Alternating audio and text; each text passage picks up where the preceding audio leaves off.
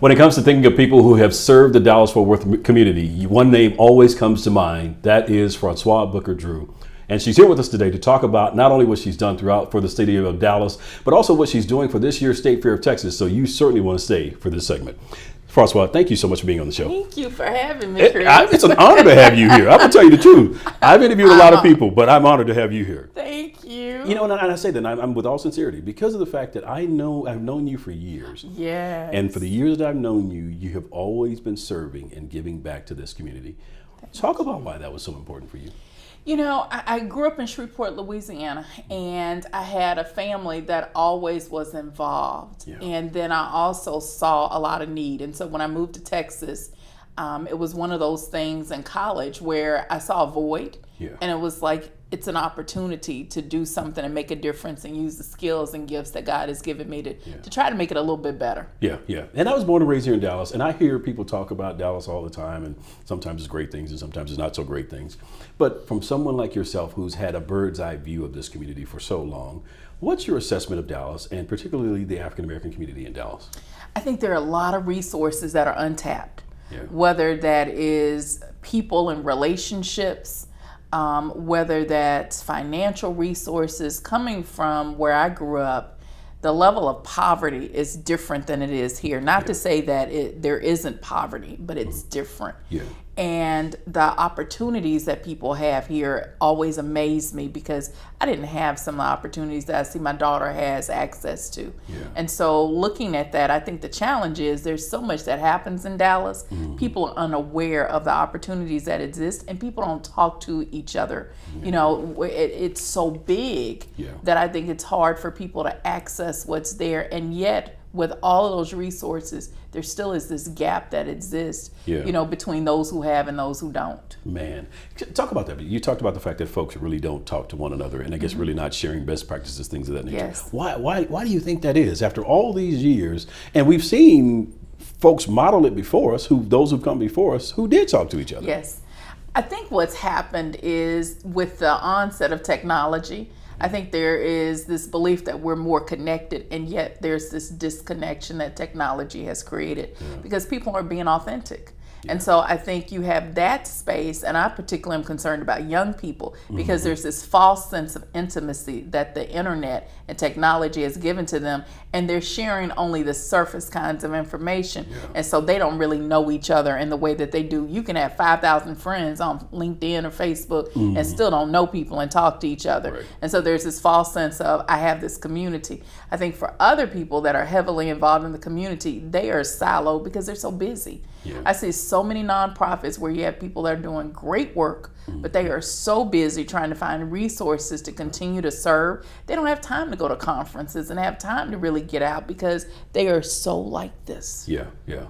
And that's where really having a relationship to where maybe you can't make the time to go to something, but someone who has had the time to go can come back and share some information with you that could be beneficial to you. But again, if we're not having those conversations, the information is not being passed on. And people don't see that as a form of capital. You know, one of the things I researched in my dissertation was this idea of social capital, relationships, networks.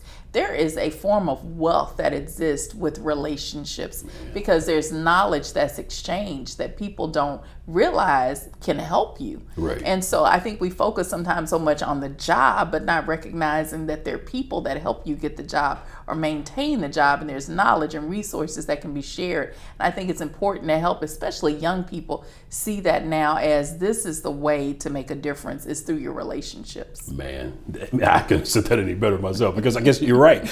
They don't see that as such, and they feel like this is a relationship that I have on Facebook and all that stuff. But like you just said before, that's not a real relationship. You need to sit down, look them in the face and talk with them and find out what's going on in their world and explain what's going on in your world and see how you can help one another. And that's even now while we're in the political condition that I think we're in so many ways is people have these assumptions, but because they're not in relationship to go, wow, you're struggling with the same thing that I'm struggling with, that we've created these fears and these alternative facts about people. And when people are in relationship and in proximity to each other, that can create all kinds of change because now I'm faced with, wow, I didn't realize we're more similar than we are different. And even in your differences, I can still be an advocate for you and appreciate and love you because now I know you. That is wonderful. Talking about creating change, I want to talk more about that when we come back. More with Froswa Booker Drew when we come back. Stay with us. Howdy, folks. It's the biggest annual event in the Lone Star State. Hundreds of can't-miss activities are included in admission, like free concerts, shows, and activities for the whole family. Fun, fantastic food, thrilling rides and games. Texas-sized fun deep in the heart of Dallas. Don't wait for the gate. Buy your State Fair of Texas tickets, food, and ride coupons online and save big at BigTex.com. September 29th through October 22nd in Fair Park.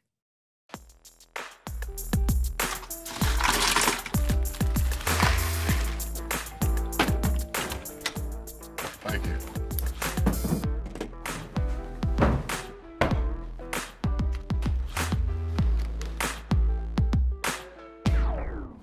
You got a king? Go fish. In your face, in your face. It only takes a moment to make a moment. Take time to be a dad today.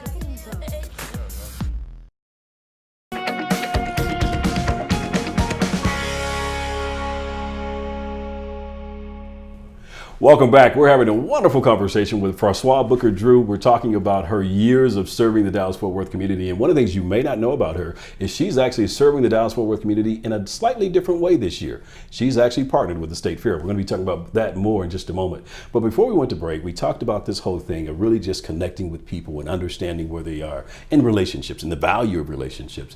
I want to stick on that just a little bit more because I think we have kind of lost a sense of the value of relationships today. Yeah. A lot like what you talked about with this whole invent of social media. We have these the false ideas of relationships. So what are some of the ways, I guess, that you would encourage folks to move beyond these surface type of relationships that we're experiencing?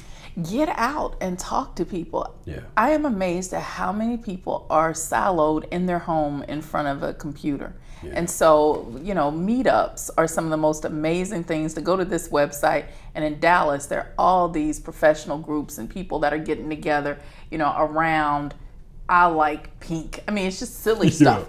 But people are getting together and talking and building community. Yeah. And so I think it's important for folks to start looking for that, whether it's faith-based, whether it's looking at sports, but finding ways to get out and connect to people. It's even a health benefit for us to be in relationship with each other. When you look at the research that they've done about the blue zones, these people that have lived to be over 100 years old, one of the things that all of these people had in common, in addition to being a part of a faith community, was the fact that they were all in relationship with people. Man. And so there's a benefit to our health that we were created and designed to be in community, to be in relationship. Man. And so you're certainly the person to talk to about this. I mean, because again, just for years I've watched you as you go throughout the community, connecting different people to each other and the relationships that you've maintained over the years with so many different people. I want to now talk about this new role that you're playing. The Director of Community Affairs with the State Fair of Texas. Yes. That again, connecting people to State Fair of Texas. One of the things I saw you do so beautifully last year was you guys hosted this Pastor's Appreciation Luncheon at the State Fair of Texas.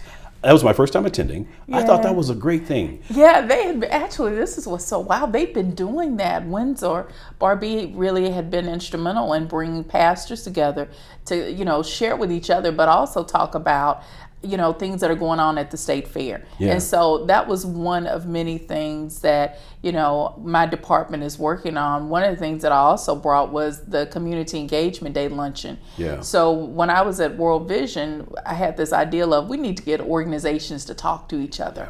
And we have this event. It'll be again in November at UNTD. But I started bringing luncheons to the State Fair where we bring out all these nonprofit leaders to get together and talk to each other. It is amazing to me how many people are working in the same neighborhoods and do not know each other. And so we'll have the Community Engagement Day luncheon.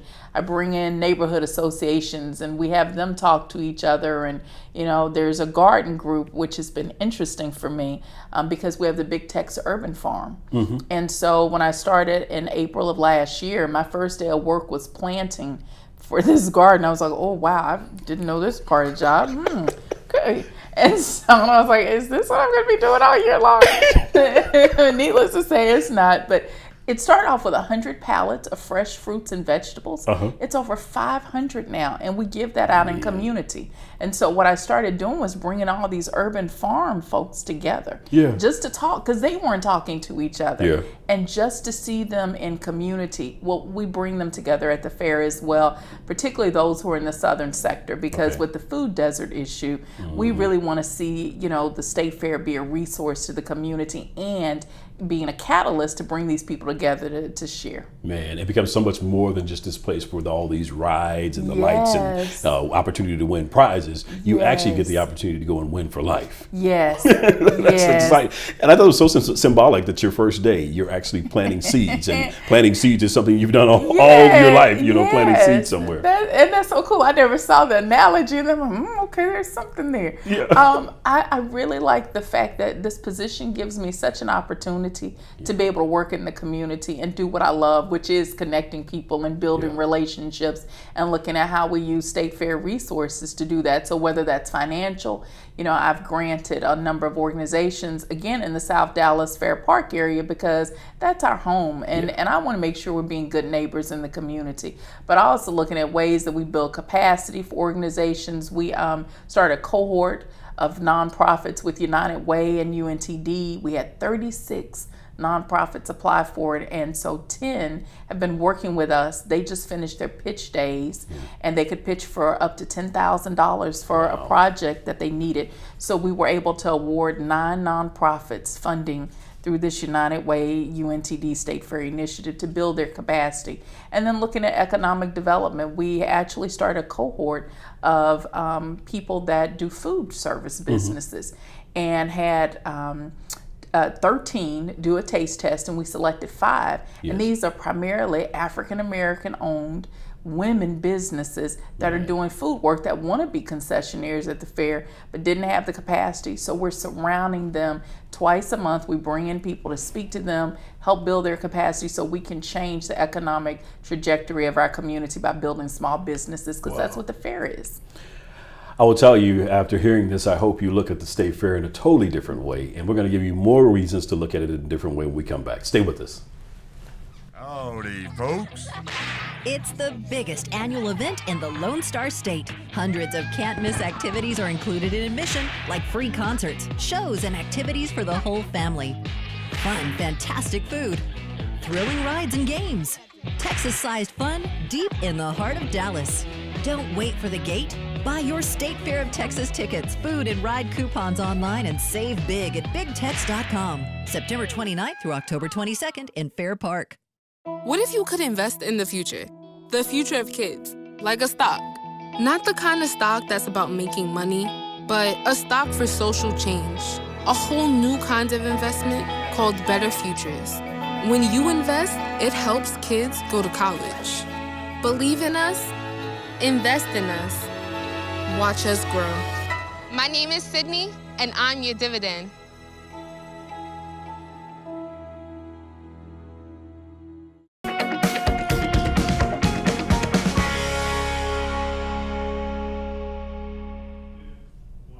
Welcome back. Today we're talking with Froswa Booker-Drew. We're talking with her about all of her years of serving the Dallas-Fort Worth community, and we're also talking with her today about her role now at the State Fair of Texas and how that may very well impact you and your family. So Froswa, we talked about the fact, and I'm really just amazed with this concept that you guys have taken African-American women-owned businesses who didn't really have the capacity to serve as concessionaires? Yes. Concessionaires, I have to make sure I say that right. At the State Fair of Texas. But you guys helped them to build the capacity to be able to do so. That's exciting. And it is for me, because there were all these people at my church who were coming up to me going, I want to sell cakes at the fair. And I would always come in, you don't have enough eggs.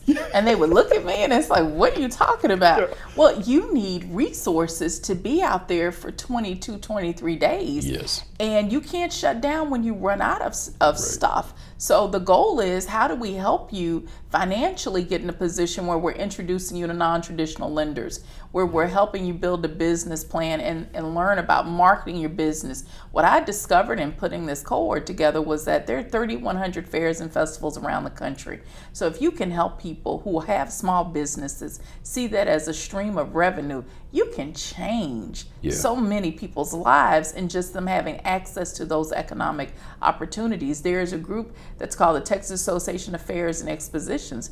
When you look at the number of fairs just in Texas alone, the Pickle Fair in Mansfield, Taste of Dallas and Addison, all those things, what would that look like to help people, particularly ex-offenders is the next population I'd love to tap into.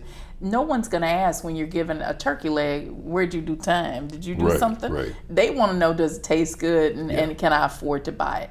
That's what I'm hoping that this will do. And this is our pilot of this. And I'm so excited because the participants are so appreciative. They're learning, their businesses are growing. And I'm looking forward to us continuing doing this next year, starting another cohort. Man, that is excellent. So how do folks go about finding out that type of information when something like this is available? Our website, they can visit bigtex.com/community. So I haven't done one in a minute. I typically do a blog where I talk about some of the things that we're doing and looking at the ways that we're engaging in community. In January, you'll see there's a posting during that time about our Pipeline to Promise event where we're helping support education and bringing in vendors that help young people look at college and look at trade schools, because we know not all of our students are going to be able to do that. So those kinds of events are listed on that page where people can find out more about what we're doing and the approach I'm taking.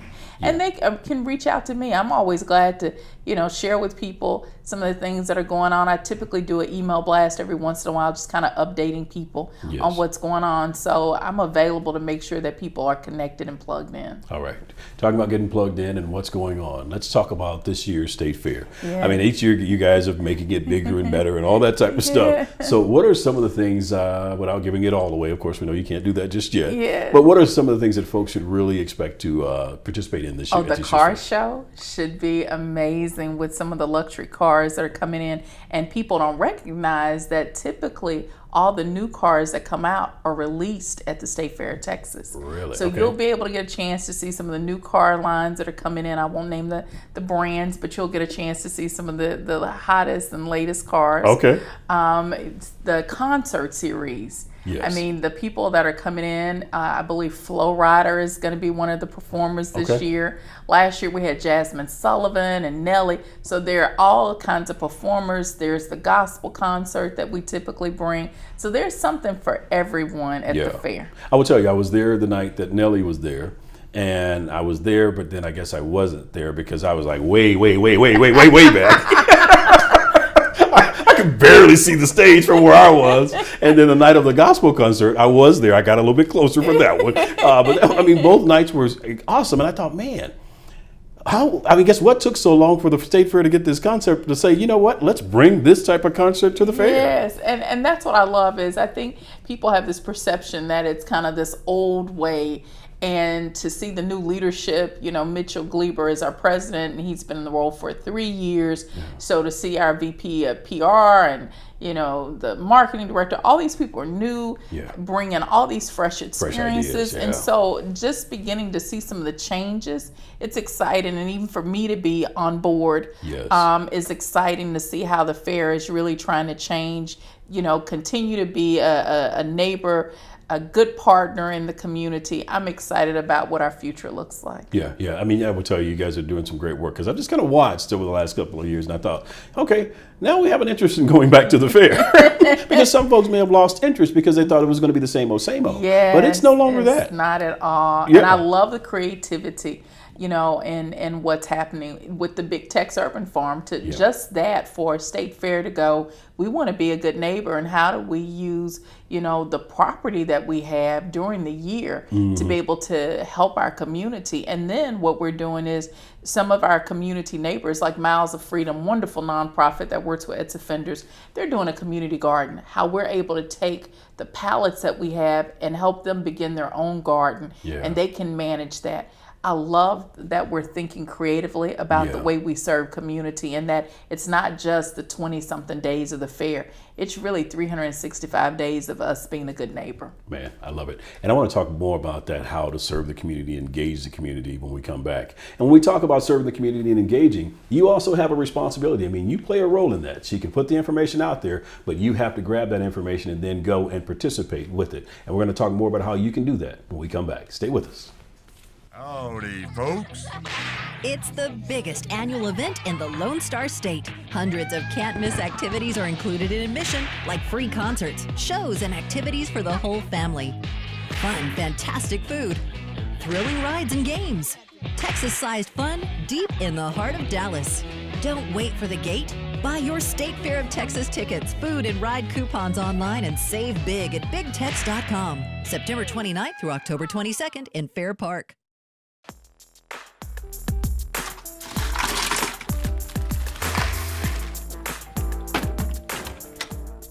Thank you.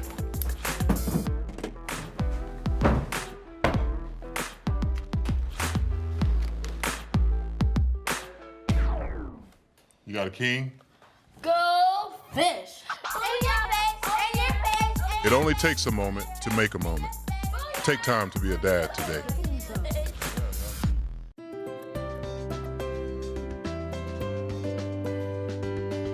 Hi, I'm Dominique Howell with Howell Consulting Group, a Dallas-based boutique consulting firm focused on helping healthcare organizations optimize their revenue cycle operations. I know that we are going through a huge game changer in healthcare, and ICD-10 is on our heels. We're on the countdown. So CFOs, if you are in need of a healthcare consulting firm to help you optimize your revenue cycle, help with your cash acceleration project, or manage the impacts of ICD-10, please consider Howell Consulting Group. Our contact number is 214-760-1211.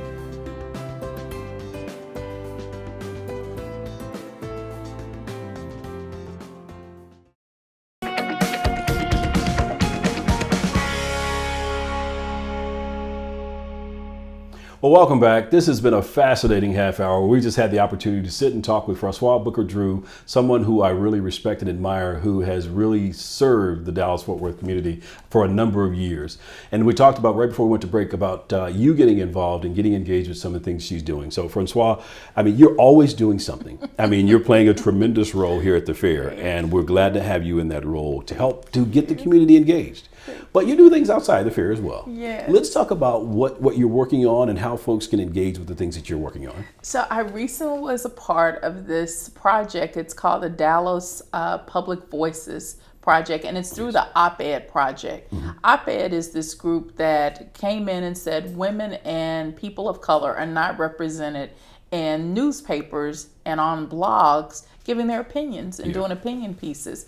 And so that was one of the most challenging things I've ever done, because I had written 2 books, but they were more about me and my ideas. But to actually learn how to give opinions on current events was very challenging for me, because it was being vulnerable in a very different way, because you're going, I don't know if people are gonna like what I have to say. And so I had a piece recently published about the village. We need to reconstitute it. Yes. Because you see what's happening with our young people. And I gave a lot of examples about what's happening online, where young people are beating each other up and the cyberbullying, and that our village is being broken. Right. That was different for me in putting out my voice to people. And I would say, you know, if people want to get involved, that's one way you really can, is how do you share your opinion and begin to write and connect to people and find other like-minded folks who want to do something positive. And writing has been, for me, not only therapeutic, but a way to do that. Okay, so how do they connect with those pieces, to at least, if nothing else, but to read the pieces that you're writing? So there is a blog called The New Black Man in Exile. Okay. And that blog is where I had my first op-ed piece done that I was like,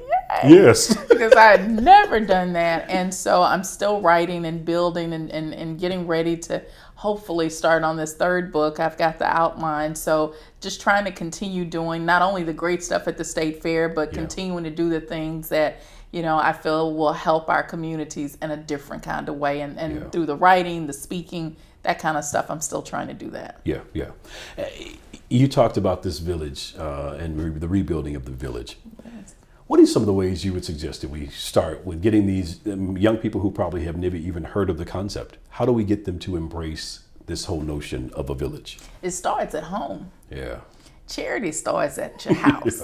And so whereas we're so concerned about what's happening, what happened recently with that young woman being killed, you have to go back and start looking at family. And how are we as families educating, inspiring, informing our young people and having expectations for them? I think somewhere that got lost.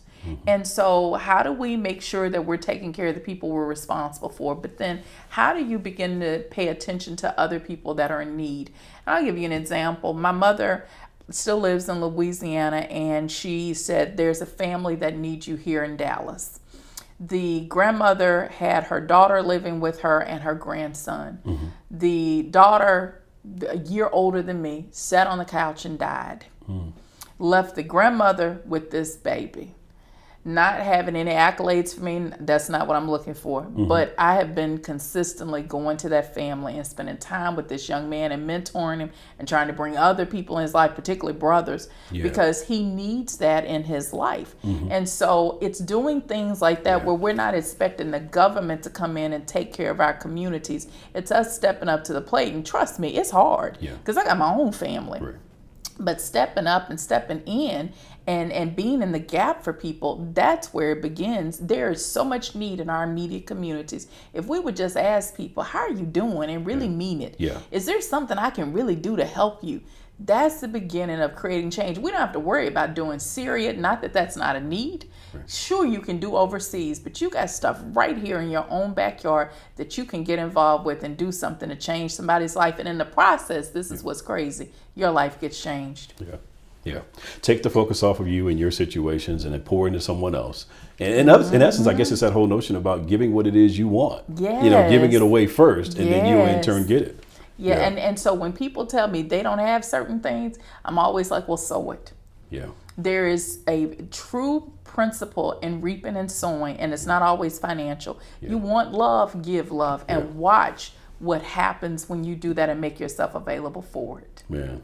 Well, I got to tell you, I mean, just in the years of watching you and seeing you do that very thing, I have seen you reap so much more than what you've given, and it's just been a blessing just to see it on you.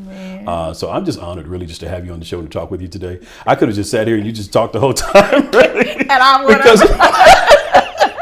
I mean, you're such an educated sister, and then you're really serious and passionate about serving the community, and I really appreciate that. Thank you. So I do my part. It's because of seeing people like yourselves and some others who've come before us that make me think, okay, I got to throw a rock at something, you know? But you do what you do with the foundation is such a blessing because you've taken time to say this is an issue that needs to be addressed. And I want to thank you personally because you didn't have to do that.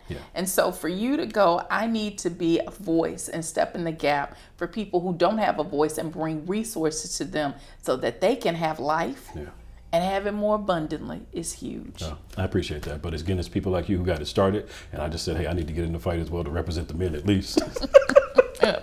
I really hope that you've enjoyed today's conversation with Froswa. I mean, it's been a tremendous blessing to me. And I really hope that you will embrace what she shared and that you will take advantage of the information and the opportunities that are available to you. Again, not only the State Fair, this sister is doing some great things in a lot of different areas. And I want you to embrace those and get involved with those. So until the next time, take care of yourself.